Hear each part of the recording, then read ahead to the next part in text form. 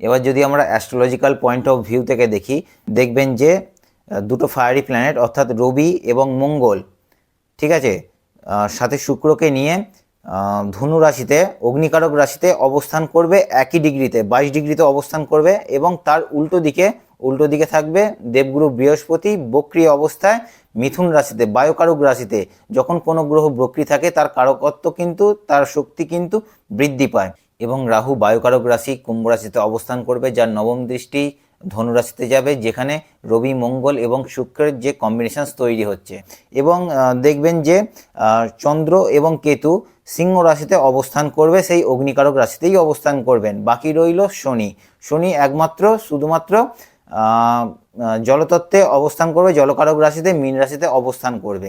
যখন একাধিক প্ল্যানেট যখন কোনো রাশিতে বা কোনো তত্ত্বে অবস্থান করে, তখন সেই ঘরের বা সেই তত্ত্বের কারকত্বকে কিন্তু বৃদ্ধি করে দেয়।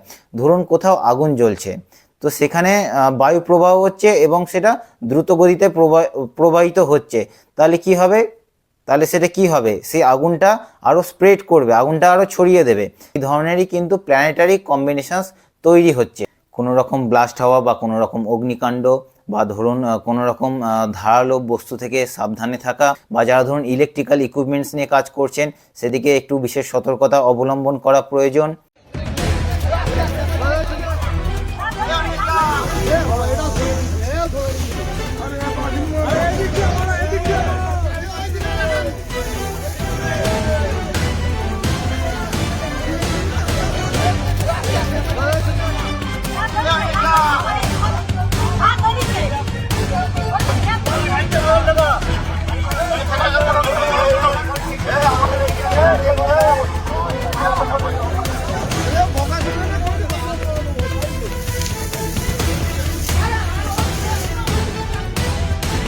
একজন প্রকৃত অ্যাস্ট্রোলজার বা নিউমারোলজিস্টের কাজ মানুষকে ভয় দেখানো নয়, সেখানে অ্যাস্ট্রোজন মানুষকে আগে থেকে সাবধান করে আসে, সতর্ক করে আসে, সচেতন করে রাখে। Thank you.